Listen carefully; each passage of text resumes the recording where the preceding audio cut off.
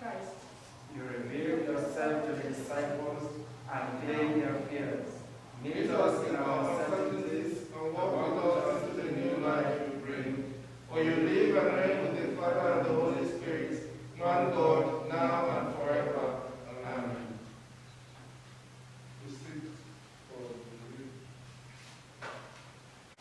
Shall we pray?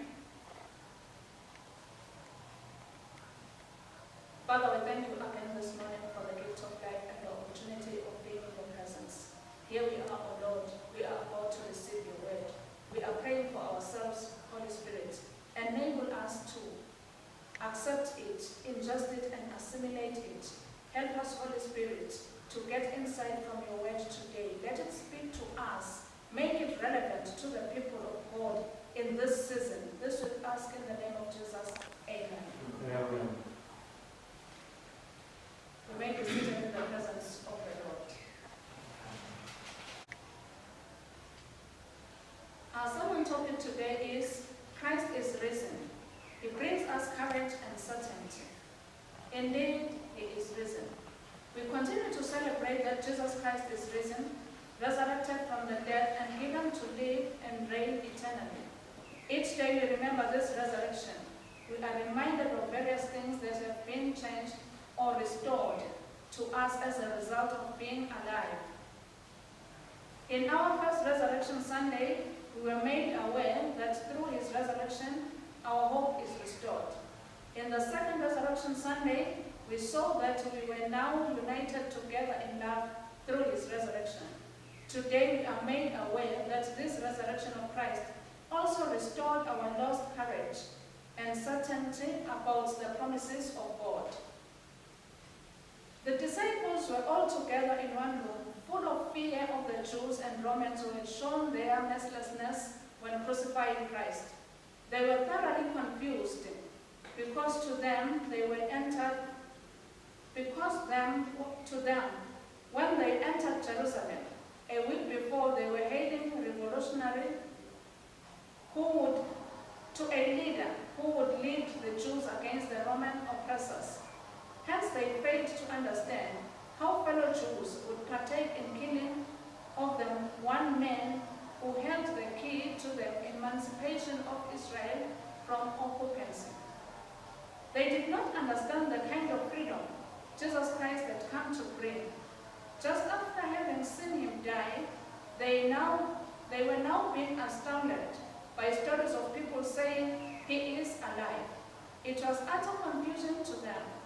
Mary having told them she has seen him, and Peter and Andrew confirming that the tomb is empty. They were busy discussing the story about the trip to Emmaus and how he had shown himself to some of them along the way and how they failed to see him until when he gave them the Passover meal. The psalm of today assures us that God hears us when we pray. We are encouraged to put our trust in God when the going gets tough. It is God who is able to give us peace.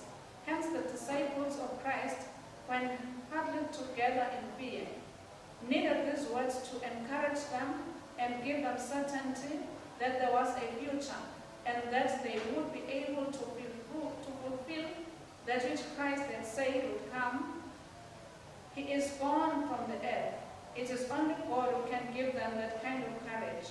And he was yet to be with them in the presence of the Holy Spirit, which last week's readings makes us aware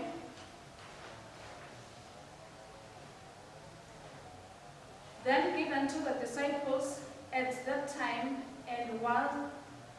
and when we read in Scripture. The Holy Spirit power was made manifest when the disciples were gathered together in prayer in the upper room just more than 40 days later. This courage we then see in Peter and John in our first reading from Acts, when they healed a crippled man and used that opportunity to preach about the resurrection of Christ and the power it has brought to humankind. This was manifest through their being made to receive hope and courage and be able to move out of the upper room back to the people and the temple.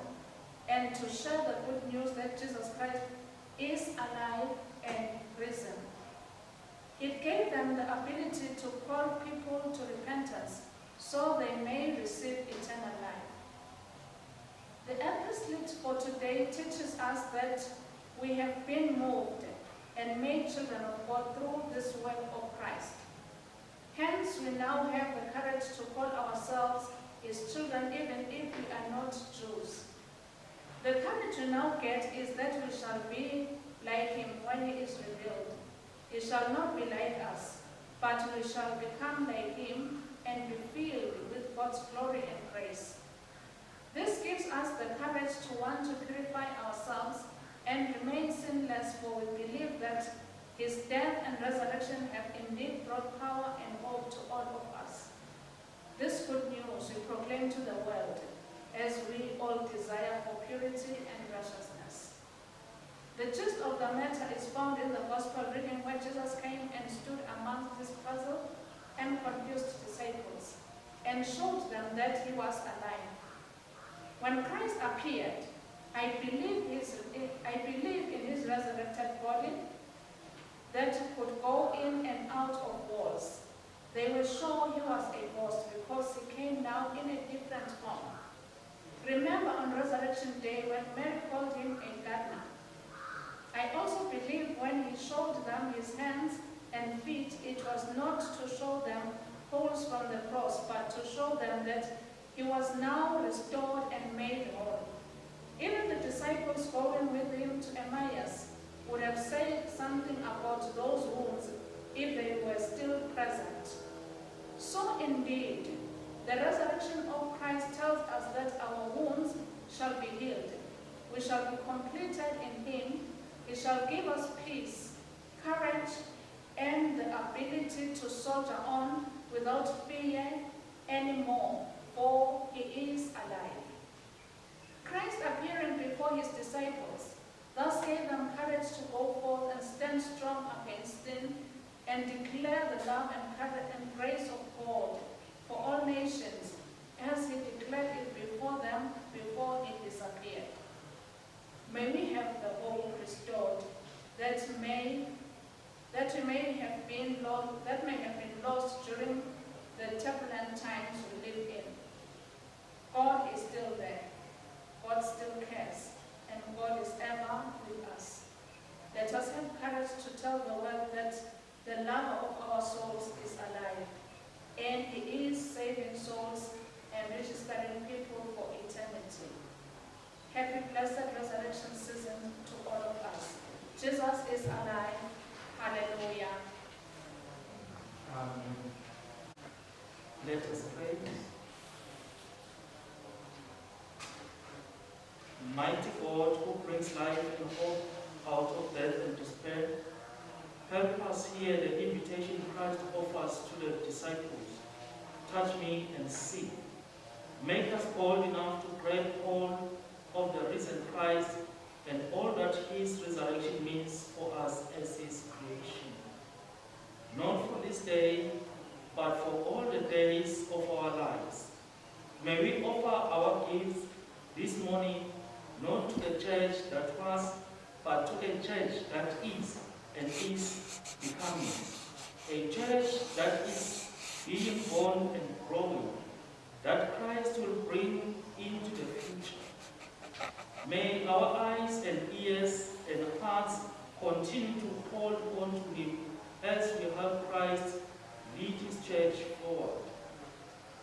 Lord Jesus Christ, as you appeared before your disciples, you gave them the mandate of spreading the good news of your resurrection and the gift of eternal life to all humanity.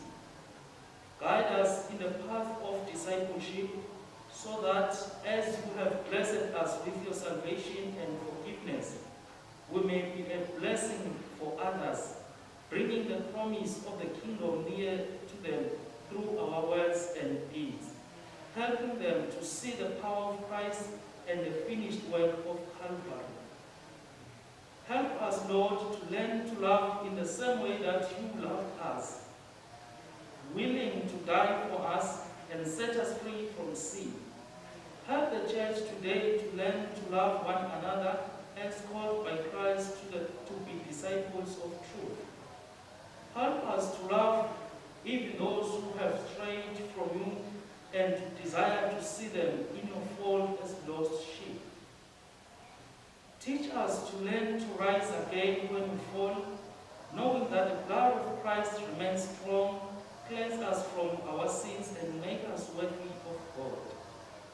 Teach us to be people of faith in these tough and trying times, to showcase your power and might, to trust in you for our help in every way. Teach us to allow your Holy Spirit to guide us along our path as we serve and worship you. Help us to march forward as soldiers of faith, remembering the promises you have made to all saints past, present, and future. Receive these prayers, O God, and transform us through them, that we may have eyes to see and hearts to understand not only what you do on our behalf, but what you call us to do, so that your reign will come to fruition in glory. This we ask through the risen Christ, our Lord and Savior. Amen. Amen.